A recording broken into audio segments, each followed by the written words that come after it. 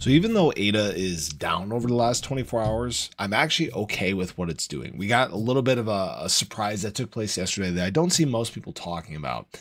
And I think this sent a little bit of fear into the market. It's the reason why BTC is kind of bleeding off, but yet ADA is showing a little bit of resilience here. I want to show you guys what I mean. Now, ADA is still floating in that mid 33-cent range. That's fine. It's about the same spot it was at. Oh gosh, just probably half hour, 45 minutes after we got the CPI report yesterday, which again was a good report, right? But yet BTC has kind of been on the bleed. In fact, you guys can see on the hourly chart, BTC big sell off here following drop. And when we look at what's going on with ADA, over the hourly chart, you guys can see it's actually more of just some sideways action.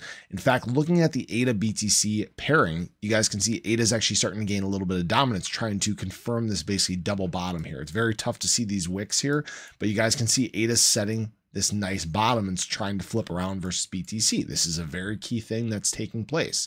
But really, I think what sent us lower yesterday wasn't even necessarily just digesting of this data from the CPI report. The US government actually surprised everybody by dumping $540 million worth of BTC basically right after this report. So this has been something that the US government has slowly but surely been doing. If you guys remember, they did a movement, oh gosh, probably 16 days ago. Yeah, $582 million 16 days ago, and then $1.1 billion the day, I think day before that, or almost same day. So basically we've dealt with this just dumping on our head from the US government. Thank you very much. And this is, again, kind of a slap in the face to what Donald Trump was talking about, setting up big reserves, basically not dumping any of this.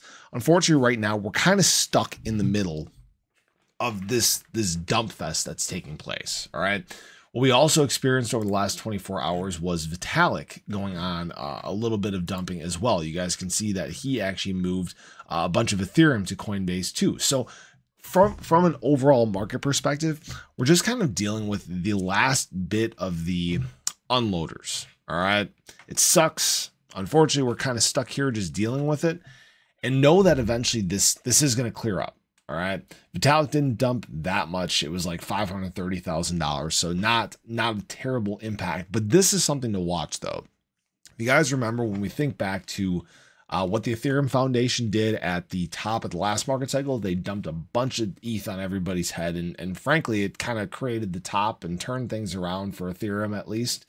But know that times will get better, right? We're going to get through this. We're dealing with the last of the shakeouts. You know, actually my Patreon, if you guys want to check that out, links in the description below. I have a Discord. We're having constant discussions. And one of the discussions we've had is talking about kind of one last shakeout, right? We're kind of in the last shakeout right now, but kind of a last little push to try to really get people to capitulate and dump their bags.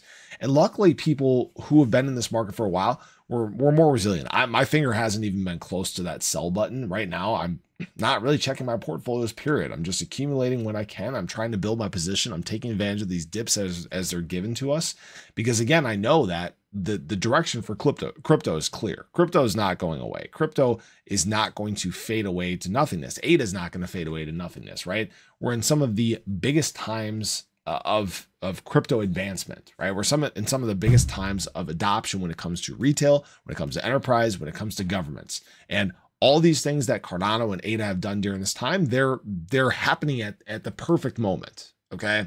I can't stress that enough. I'm very excited about what ADA can do. And guys, once we get through this, you know, ADA price will have a recovery. All right. It may seem tough to just kind of see this right now and say, oh my gosh, you know, we're not going anywhere. Everything's going to just be the same. But I have been in these moments before with ADA. I have seen these charts play out where it seems like things are just going to drop and drop and drop and drop and never end up rebounding, right? And then they do. Sentiment picks up, times change, new inflows take place.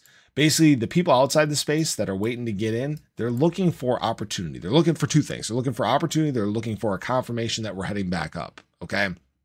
The smart people will get in when the price is down, when we're going through some sideways trading and consolidation.